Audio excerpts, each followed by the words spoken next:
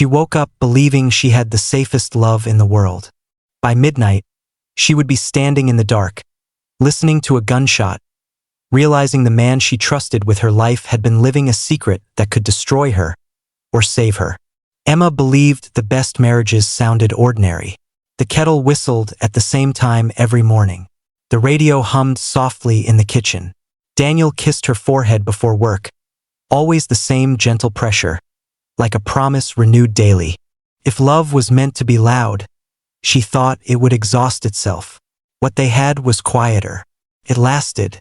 Sunlight slipped through the curtains as Emma stood barefoot on the cool tiles, stirring sugar into her coffee. Daniel leaned against the counter, sleeves rolled, tie loosened, watching her with a smile that never seemed rehearsed. "You're thinking again," he said. She laughed. "You always say that. Because you always are." He reached out, brushed a stray curl from her cheek. "What is it today?" "That we're boring," she said, teasing. Daniel raised an eyebrow. 7 years of boring? That's a talent. They clinked mugs, the small ritual sealing the morning. Outside, a neighbor's dog barked. Inside, everything felt complete. Emma often wondered if other couples noticed the exact moment contentment settled into a room. She did. It was in the way Daniel listened, the way silence between them never felt like absence. Her parents adored him. Her mother called him the son she never had. Her father trusted him with advice he barely shared with Emma. At family dinners, Daniel carved the chicken, poured the wine, laughed at the right moments. He remembered birthdays, anniversaries, the names of distant relatives. He was thoughtful without effort, reliable without announcement. At work, Emma's colleagues envied her without saying it. "You're lucky," they'd whisper when Daniel sent flowers or showed up with lunch. Emma never corrected them. Luck implied chance. What she felt was choice made daily by both of them. The 7th anniversary crept closer, marked in red on the calendar. Emma planned something small, intimate. Daniel, however, grew secretive in the weeks leading up to it. Not distant, not cold, just quieter.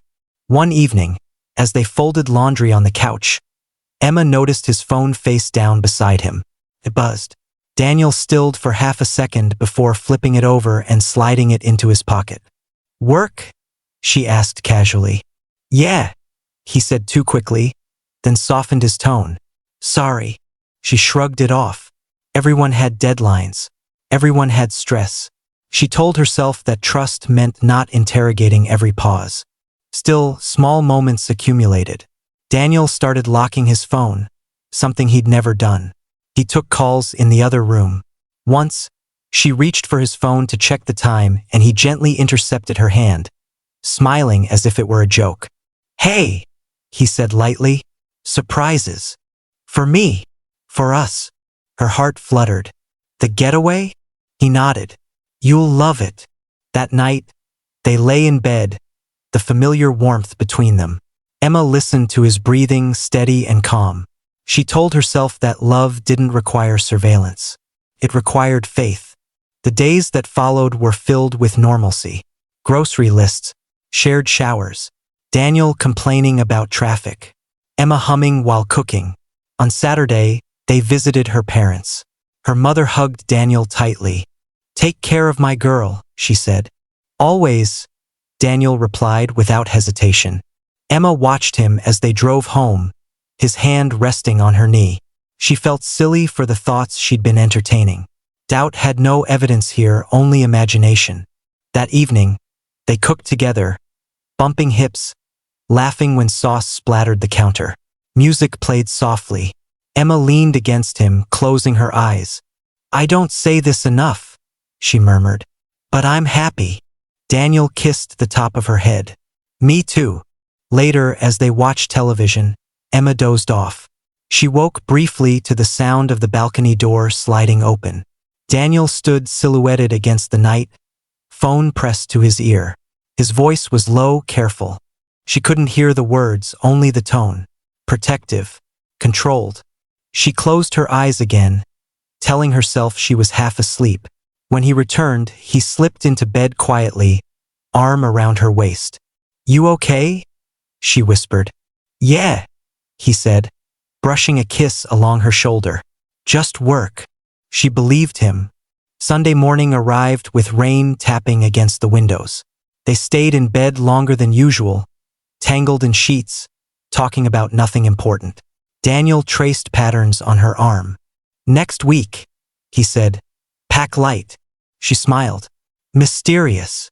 You'll thank me. Emma spent the afternoon cleaning, the normal rhythm soothing her. Daniel retreated to the study, claiming paperwork. At one point, she passed by and saw him staring at his phone, jaw tight. When he noticed her, his expression softened instantly. All good? She asked. All good, he echoed. That night, as they prepared for bed, Emma caught her reflection in the mirror. She looked content, secure. She thought about how many people chase drama, mistaking it for passion. What she had was steadier, deeper. Daniel turned off the lights and pulled her close. Emma, he said softly. Yes, I love you. She smiled in the dark. I know. Sleep came easily. If there was a crack forming, it was too fine to see. The house held them in its quiet, and Emma drifted off believing, with complete certainty, that nothing in the world could truly threaten what they had built together. Emma had always believed that suspicion arrived loudly. She imagined it as accusations, raised voices, slammed doors. What she didn't expect was how quietly it entered her life, how it blended into routine until it felt almost reasonable. It began with receipts. She found the first one by accident while emptying Daniel's jacket pockets before tossing them into the wash. A small slip of paper from a cafe across town. She stared at it for a moment, confused. Daniel never mentioned going there. It wasn't near his office or any place they frequented together. Probably a meeting, she told herself, folding it and placing it back where she found it. But once her attention sharpened, other things followed. A faint new scent clung to Daniel's shirts. Not unpleasant, just unfamiliar. Cologne she didn't recognize. When she asked lightly, he smiled. Trying something new, he said. Do you hate it? No, she replied, though the word caught slightly in her throat. It's fine. Late work calls became common. Daniel would excuse himself mid-dinner, phone pressed to his ear as he paced the hallway. When he returned, he was always attentive, asking about her day, laughing at her jokes. But there was a tension behind his eyes that hadn't been there before. One evening, Emma suggested inviting friends over for dinner. Daniel hesitated just long enough for her to notice. This week's a bit crazy, he said. Rain check. Sure, she replied, smiling. But she watched him more closely after that. She hated herself for it. Trust had never required effort before. Now it felt like something she had to actively maintain, like balance on a narrow beam. Her best friend, Lily, noticed first. They sat across from each other at a cafe, Emma stirring her drink absent-mindedly. You're quiet, Lily said. That's never a good sign. Emma hesitated. Do you ever get that feeling that something's off, but you can't explain why? Lily leaned forward. All the time, but usually because something is off. It's probably nothing, Emma said quickly. Daniel's just stressed. Lily studied her. Emma, you've trusted that man with your life. If your gut's whispering, don't ignore it. Emma nodded, though unease tightened in her chest. The hotel reservation came a week later. She wasn't snooping. She told herself that repeatedly. She was looking for the warranty papers for the blender when she found the printed confirmation tucked into a folder. A downtown hotel. One night. One guest. Daniel's name. Her heart pounded as she stared at it. It has to be for the anniversary, she reasoned. A surprise stay before the getaway. That made sense. It had to. When Daniel came home that night, she greeted him with a kiss, forcing her voice to sound normal. Long day. The longest, he said, loosening his tie. You okay? Of course, she replied. They ate dinner, talked about mundane things. Emma laughed when she was supposed to. Inside, her thoughts raced. She waited for him to mention the hotel. He didn't. That night, She dreamed of doors she couldn't open. The following days were harder. Daniel seemed simultaneously closer and farther away. He held her hand more often, kissed her more tenderly, as if compensating for something she couldn't see. On Thursday afternoon, Emma made a decision that frightened her with its simplicity. She would surprise him at work. Bring lunch. See his face light up the way it always did. Prove to herself that her fears were unfounded. She packed his favorite sandwich, grabbed her keys, and drove across town. The office building loomed familiar and reassuring. She smiled at the receptionist.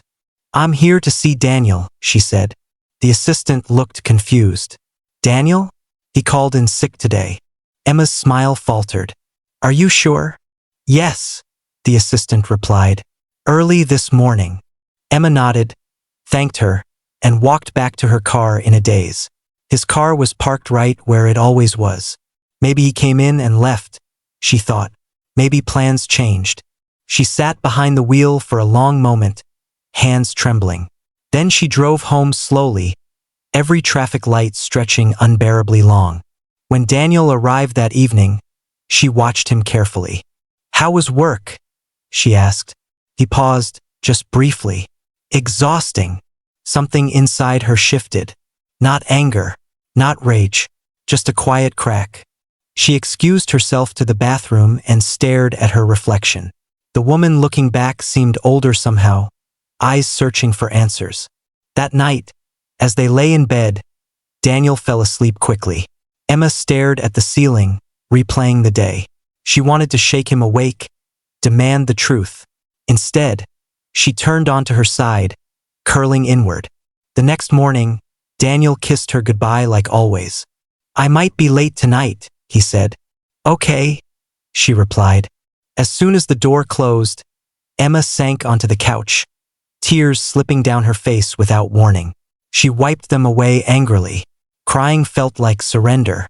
She spent the day restless, unable to focus. When evening came and Daniel hadn't returned, she paced the living room. Every sound made her jump. Her phone buzzed. A message from Lily. "Trust your instincts." Emma exhaled shakily. She grabbed her coat and keys. If she didn't look now, she knew she never would. Emma followed him for the first time on a Tuesday night, telling herself it was only for clarity, not accusation. Daniel left later than usual, his movements deliberate, his goodbye unusually tender. He kissed her longer at the door, as if memorizing her. "Don't wait up," he said. "I won't," she replied, though her heart thudded. She waited 10 minutes before grabbing her keys. The city felt unfamiliar as she trailed his car at a careful distance. Headlights dimmed, palms slick against the steering wheel. Every turn tightened the knot in her chest. She kept hoping he would circle back, that this would all end with her feeling foolish. Instead, he crossed into a neighborhood she'd never visited. Smaller houses, dimmer streetlights. He parked in front of a modest place with drawn curtains and a single porch light glowing. Emma pulled over a block away, breath shallow. Daniel walked up the steps and knocked. The door opened almost immediately. He stepped inside without hesitation. Emma's vision blurred. She sat frozen, listening to the hum of her engine, the distant bark of a dog. Minutes passed. Lights flickered on inside the house. She saw movement through the curtains. A woman's silhouette crossed the living room, laughter floating faintly through the night. Her hands shook as she raised her phone, snapping photos she prayed she'd never need. Each click felt like a betrayal of the man she loved, of the life she thought she knew. She drove home numb, her body moving on instinct. When Daniel returned hours later, she pretended to be asleep. He showered quietly, the scent of unfamiliar perfume trailing behind him. He slid into bed and wrapped an arm around her. "I'm home," he whispered. She didn't respond. The days that followed blurred together. Emma functioned on autopilot, smiling at the grocery clerk, answering emails, cooking dinners she barely tasted. Daniel seemed attentive, almost anxious, asking if she was okay more often than usual. "Just tired," she said. He nodded, though worry creased his brow. The second time she followed him, she didn't bring her phone. She wanted to see, not record. Again, the same house. Again, the same quiet laughter drifting into the night. This time, she noticed details. A child's bike leaning against the fence, a chipped flower pot by the door. It wasn't glamorous. It wasn't secretive in the way she'd imagined. It was domestic. That hurt more. At home, she confronted him. "Where were you last night?" she asked, keeping her voice steady. Daniel looked up from his plate. "Work." "Really?" He met her gaze, unflinching. "Yes." Something in his calm frightened her. "You smell different," she said. He smiled gently. "You're imagining things, Em." For a moment, she almost believed him. She wanted to. Belief would be easier than truth. Then the call came. It was late. Daniel was in the shower. Emma's phone buzzed with an unknown number. She hesitated before answering. "Emma?" a woman's voice asked. "Yes." There was a pause. "You don't know me, but you deserve to know this. He's lying again." The line went dead. Emma sat on the edge of the bed, heart racing. Daniel emerged moments later, towel slung low, hair damp. "Who was that?" he asked, noticing her expression. "No one," she said, her voice distant. That night, she didn't sleep. She lay awake, listening to his breathing, replaying every memory, searching for signs she'd missed. Love, she realized, could blind even the most careful heart. In the morning, she called Lily. "I think he's having an affair," Emma said flatly. Lily was silent for a moment. "Do you want proof or closure?" "I want the truth," Emma replied.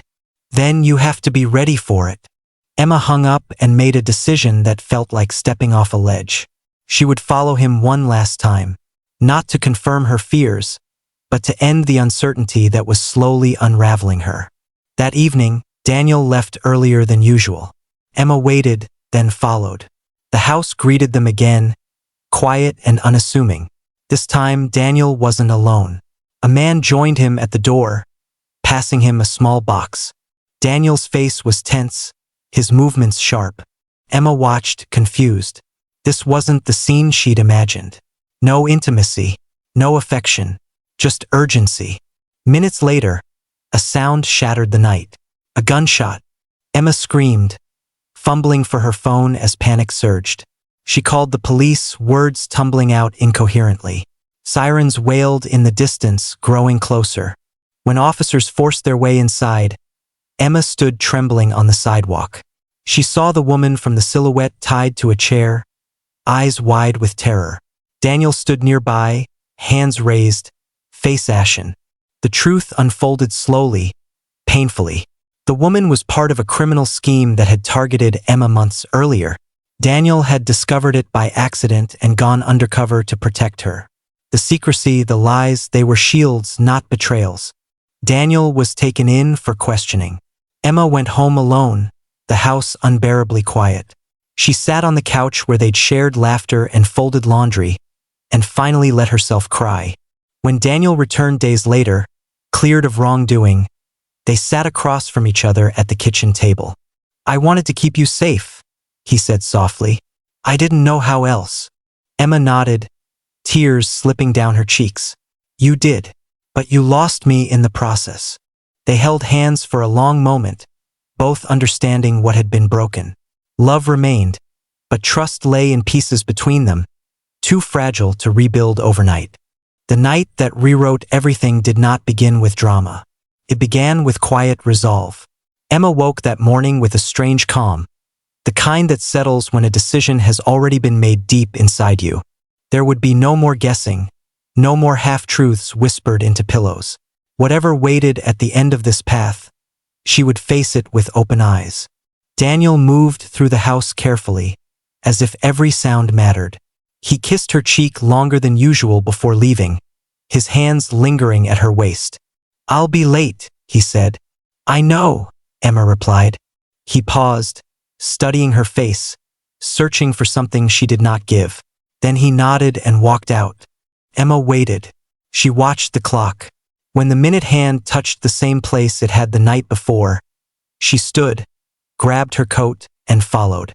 The streets blurred past her windshield as she drove, heart steady but heavy. She no longer felt like a wife chasing betrayal. She felt like a witness approaching truth. Daniel's car took the familiar turns into the same quiet neighborhood. This time, he didn't park right away. He circled once, then stopped farther down the street. Emma parked behind a tree-lined curb and stepped out into the cold air. She kept her distance, moving carefully, every sense sharpened. Daniel walked with purpose, not hesitation. In his hand was a small box, dark and unmarked. He knocked. The door opened. Emma saw the woman clearly for the first time. She wasn't glamorous. She looked tired, nervous, eyes darting over Daniel's shoulder as if expecting someone else. Daniel stepped inside and closed the door behind him. Emma's pulse quickened. She raised her phone and began recording, her hands trembling despite her resolve. Seconds passed. Then voices, tense, urgent, overlapping. She couldn't hear the words, only the tone. Then came the gunshot. The sound ripped through the night, sharp and final. Emma gasped, her knees nearly buckling. For a heartbeat, she stood frozen, the world narrowing to the ringing in her ears. Then instinct took over. She ran back to her car, fumbling for her phone, dialing with shaking fingers. "There's been a shooting," she said, voice breaking. Please hurry." Red and blue lights cut through the darkness minutes later, though it felt like hours. Emma stood across the street, wrapped in her coat, teeth chattering, unable to look away as officers surrounded the house. They forced the door open. Emma's breath caught when she saw inside. The woman was alive, bound to a chair, sobbing uncontrollably. Daniel stood near her, hands raised, his face pale, eyes wide with shock and fear. "No," Emma whispered. "No." Daniel looked out and saw her. For a fraction of a second, everything else disappeared. His expression wasn't guilt. It wasn't shame. It was heartbreak. He was taken away in handcuffs while officers secured the scene. Emma tried to follow, but an officer gently stopped her. "Ma'am, we'll need you to wait here." She nodded numbly, her legs weak. At the station, the truth emerged piece by piece, like shards of glass pressed into memory. The woman's name was Claire. She was part of a fraud ring that specialized in identity theft and targeted wealthy households. Emma had been marked months earlier after a charity gala. Daniel discovered the plot accidentally through a client connection. When he tried to report it quietly, the ring turned on him. They threatened Emma, her routines, her safety. Daniel had made a choice alone. He agreed to cooperate with them, to gain their trust, to dismantle the operation from inside while secretly feeding information to authorities. Every lie, every late night, every secret phone call had been part of that role. "He didn't want her to know," one detective said gently.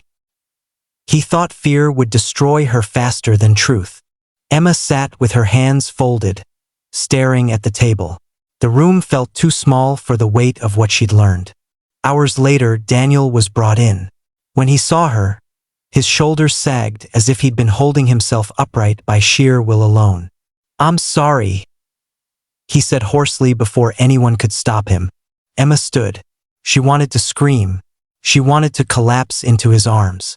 Instead, she simply asked, "Why didn't you tell me?" "Because I love you," he replied. "And because I was afraid that if I did, I'd lose you before I could keep you safe." Tears slid down her face silently. "You lost me anyway." Daniel nodded, accepting the truth of it. By dawn, he was cleared. The ring was exposed. Emma was safe. On paper, everything ended well. At home, the silence was unbearable. The house that once held laughter now echoed with what-ifs. They sat on opposite ends of the couch, exhaustion settling into their bones.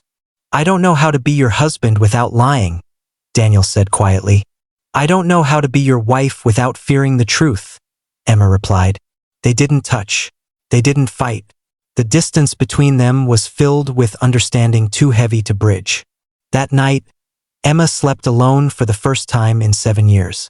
She stared at the ceiling, replaying the gunshot, the look in Daniel's eyes, the realization that love could be both shield and weapon. By morning, she knew this night had changed more than their marriage. It had changed who she was. Morning arrived without ceremony. No alarms, no kisses, just light slipping through the curtains onto a bed that suddenly felt too large. Emma lay still, listening to the quiet, realizing how unfamiliar it sounded after years of shared breathing and whispered good mornings. Daniel was already awake. She could hear him moving softly in the kitchen, as if afraid that even sound might push her farther away. When she finally got up, she found him standing by the window, coffee untouched in his hand. "I made some," he said without turning.